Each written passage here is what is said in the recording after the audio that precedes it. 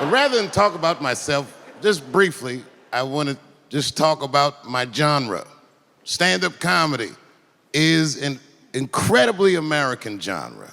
I don't think any other country could produce this many comedians. And unbeknownst to many people in this audience, I don't think there's opinion that it exists in this country that is not represented in a comedy club by somebody. Each and every one of you has a champion in the room. We watch you guys fight, but when we're together, we talk it out. I know comics that are very racist, and I watch them on stage, and everyone's laughing, and I'm like, that mother means that.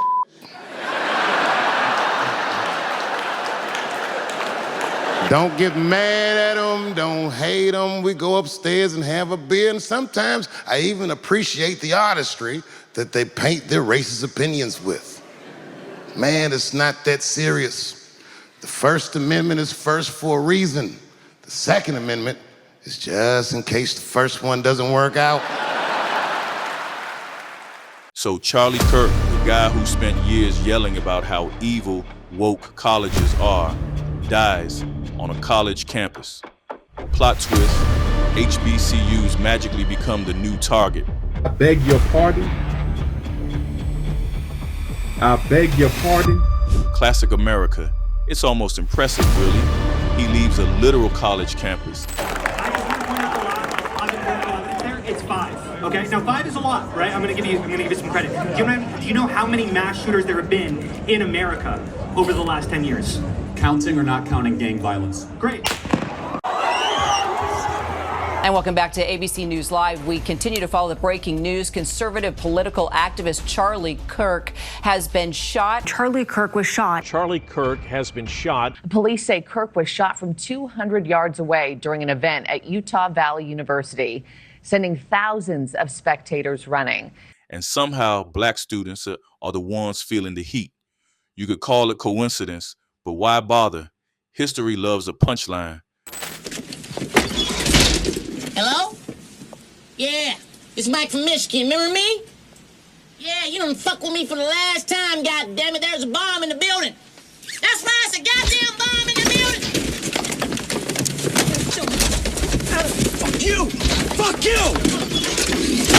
It's a goddamn bomb in the building, and it's finna blow. You better get your ass out right now! Security check them for guns? No, for real. Her, too, her purse. This is my life, man. Do you know how hard I worked to get here? I built this shit. Me. Brick by brick. And I'll be damned if I let you tear it down just because you don't like the way another nigga talk. Of course, Charlie Kirk is also out here claiming that guns save lives, which is rich because apparently the gun lobby safety lecture doesn't extend to actual campus incidents when he's involved. You almost expect a lecture on how a concealed carry might have solved this whole mess.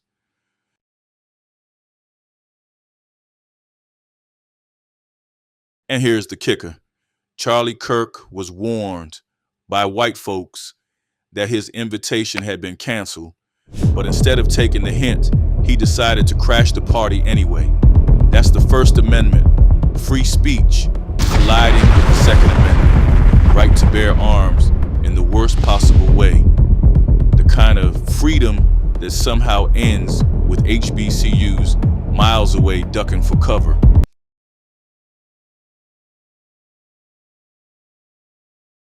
Charlie's favorite hobby? Spitting out crime stats about black people like gospel. Black Americans are about 13 to 14% of the population. Yes, about half of all prisoners are black. Exactly. So blacks commit more crimes than whites do. They commit more murders, they commit more arsons, they commit more kidnappings. For example, blacks are 13% of the population and they commit 58% of all the murders. Okay. Let's talk about it. These are obviously racist claims, but I will respond to them as if Charlie Kirk were a reasonable person. Black Americans are about 13 to 14% of the population. Yes, about half of all prisoners are black. Wrong. Just 38% of America's prison population is black. That's according to the U.S. government. But it makes you wonder why Charlie feels the need to add an additional 12% to the black prison population. Could it be because his bigoted talking points only work if he exaggerates them? If Charlie were actually looking for the race that makes up half the prison population in the U.S., he'd look no further than white people at 57%. Forget context, nuance, or reality. It's all stats all the time. But here's the twist. The person accused of killing him, white. Mind blown, right? And yet somehow black students are the ones punished. Why was the response to this man being assassinated all of a sudden 5 HBCU campuses got to go on lockdown after receiving threats? If Irony had a YouTube channel, this would be his most watched clip. Meanwhile, Kirk's entire black crime narrative just got politely escorted to the exit. Scrapped. You know why? Because you want it scrapped. It's out of there. Out of there. No more. Gone. You want 31 flavors? Baskin and Robbins is where you want to be. Be cool. And is wearing a white hoodie. And just to highlight the absurdity, Utah Valley University is over 1,100 miles away from the nearest HBCU, Prairie View A&M in Texas. That's not a quick drive down the road. That's a road trip with multiple gas station snack stops. Yet somehow, after a tragedy in Utah, it's black colleges in the South getting threats. That's like blaming Florida for an earthquake in California. And let's be clear, threats from white people aren't to be taken lightly. We've seen the headlines: Sandy Hook, Parkland, Uvalde. This isn't theoretical. It's why students lock down, why campuses panic, and why ignoring who actually wields the weapon is dangerously misleading.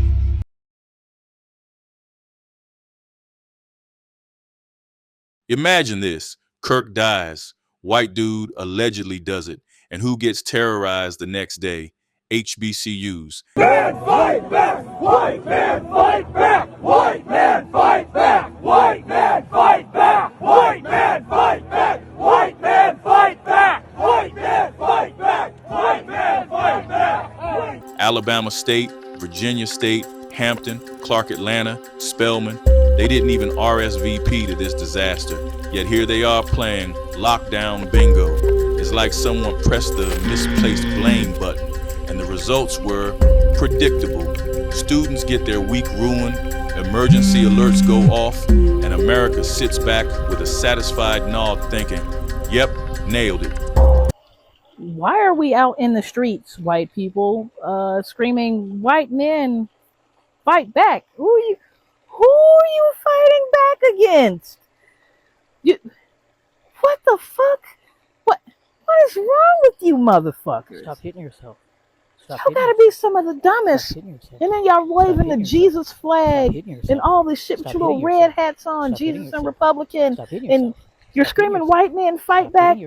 Against who? Who are you defending yourself from? Are you defending yourself from other white people? Because you do realize that everyone else is taking a knee. Stop hitting yourself. Stop. Y'all weird, bro. Y'all weird as fuck. Like, damn, I bet you other countries are just laughing at us. Like, how are the oppressors oppressing themselves? Like, what the fuck is wrong with you? I fucking hate it here. Get the fuck out of here. My God. Charlie Kirk's killer, Tyler Robinson, he's not black.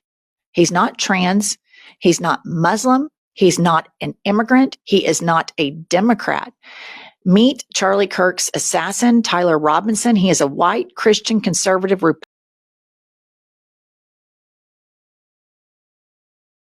Reporting live from FAMU, y'all. They just put us on a dang lockdown, and my teacher just canceled.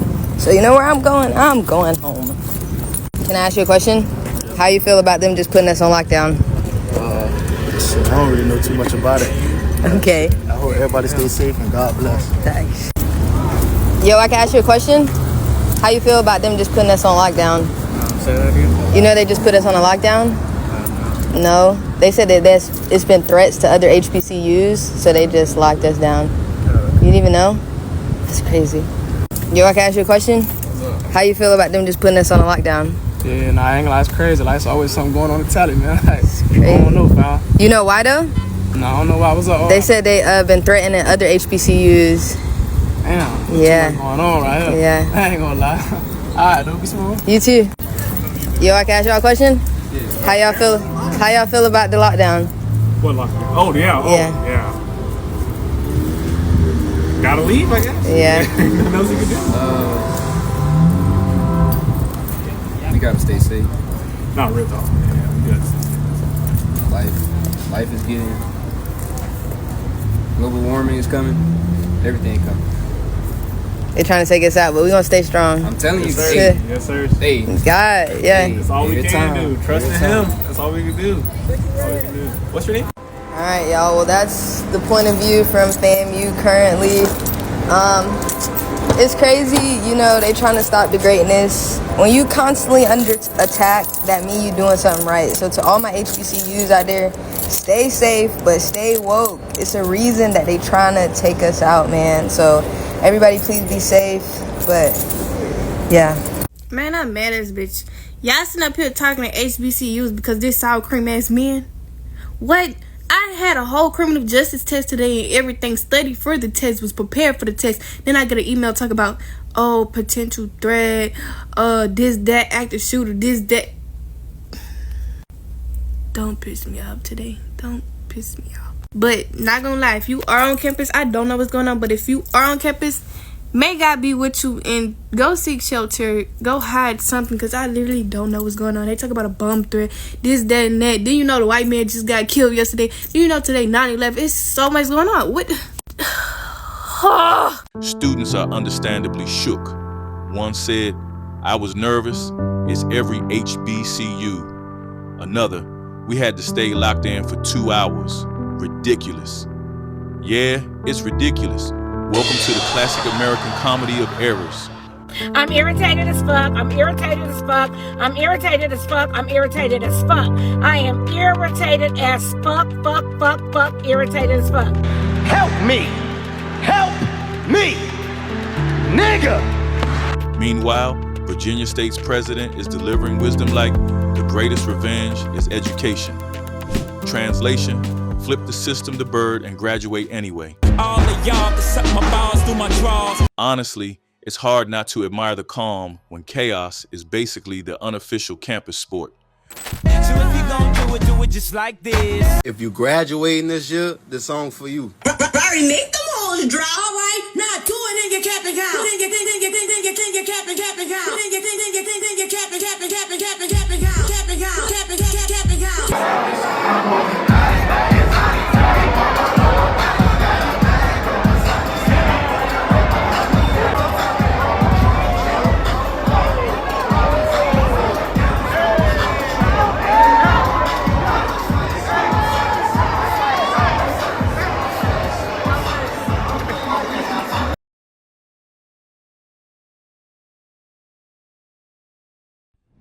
Let's get historical.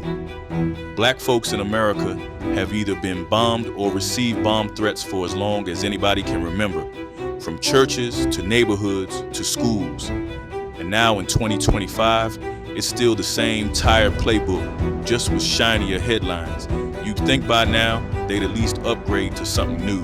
But nope, the students affected, always black. Shocking, right? America's tradition to misplaced threats is alive and well, serving deja vu on a silver platter.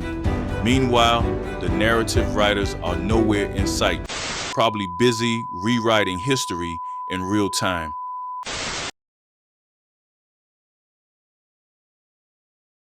Recap.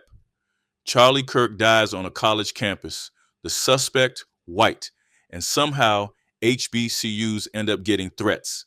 Okay, y'all, so let me just say, I go to Southern University, pray for Southern, play for NCAT, Alabama, Clark, one of the schools in Virginia as well. That's at Hampton. Just a whole bunch of HBCUs across the country right now are getting threats. What are we getting threats for? And I'm hearing that it's because of what happened to Charlie Kirk yesterday. What did we have to do with anything? Because it wasn't even the black man that shot him. So I'm trying to figure out what's going on. Like, what are we? It's all, and then y'all want to talk about everything having to do with race. I'm not playing.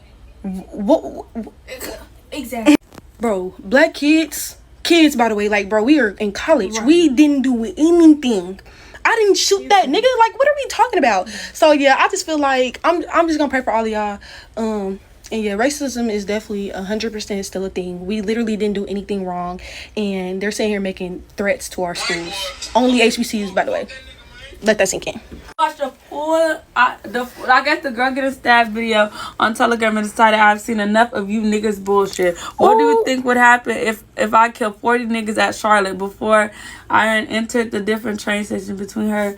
I am coming for only niggers. No. Ready to go home. I should have left, bro. I should have left.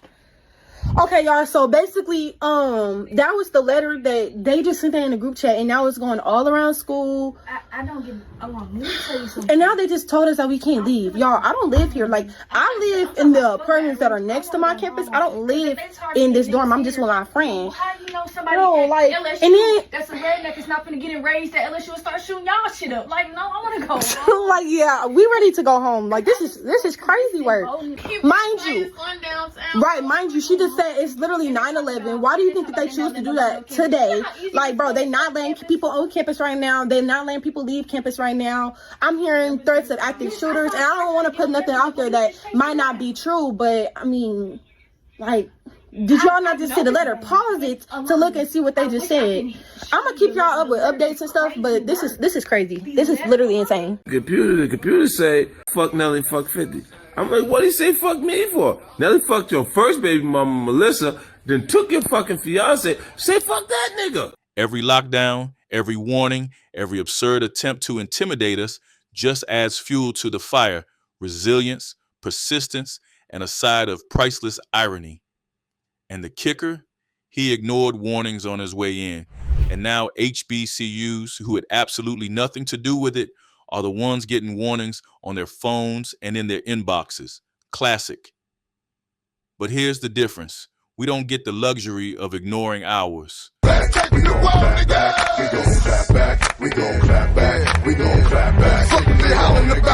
Threats, lockdowns, chaos, we take it all in stride with style, resilience, and the kind of eye-roll history can't even script. And yes, HBCUs are literally one of the clearest examples of culture as defined by shared belief in social institutions.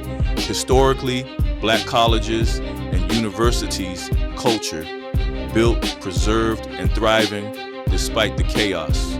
It's a shame that I have driven the entire Florida A&M campus and only seen one student, all because the white nationalists have sent out threats, bomb threats, and threats against the lives of black students for the death of Charlie Kirk. And we know good and well now, after the arrest, that the person who did it looked like him. This isn't any different than Wilmington, Tulsa, Rosewood. We don't have to do anything in order for our lives to be threatened. We must be vigilant. We must stick together. We must be one. This is Richard A. Rouse from the Rouse Report. Take care, my people. Take care of my people.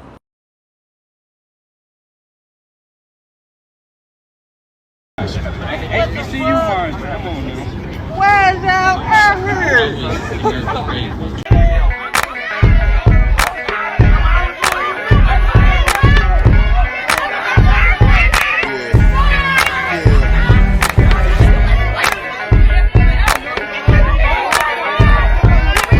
So let me summarize this up for the MAGA people so y'all can get a clearer understanding.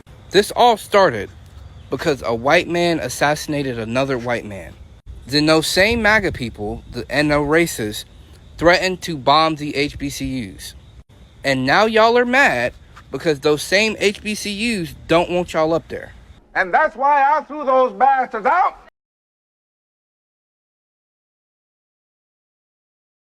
Before the Civil War, educational opportunities for free black children, particularly in higher education, were quite limited, even in the North. Some students, however, managed to leap over the hurdles standing in their way. John Chavis, a free black man from North Carolina, was the first African-American college student. Chavis studied as a private student under the president of the College of New Jersey, now known as Princeton University, and continued his studies at Liberty Hall Academy in Virginia. In 1862, Mary Jane Patterson became the first African-American woman to receive a bachelor's degree when she graduated from Oberlin College.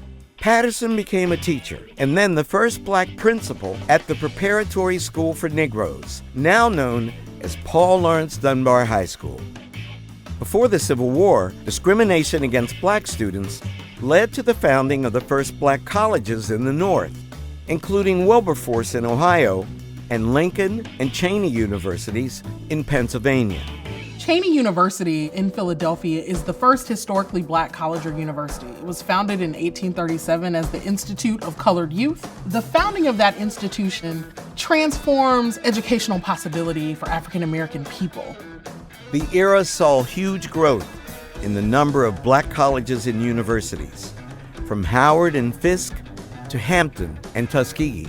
Historically black colleges and universities take African Americans who struggle in our failing public schools and turn them into a rigorous scholar with access to a future who has earned the credentials for a college degree. HBCUs arose as a direct response to racial discrimination, providing opportunities for black students to gain a higher education and enter the middle class.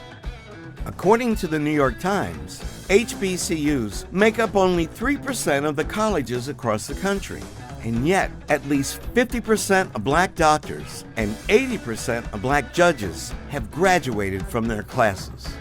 There remains a significant racial gap in degree attainment, but this gap is shrinking thanks to these black institutions and to increased black enrollment in historically white colleges and universities.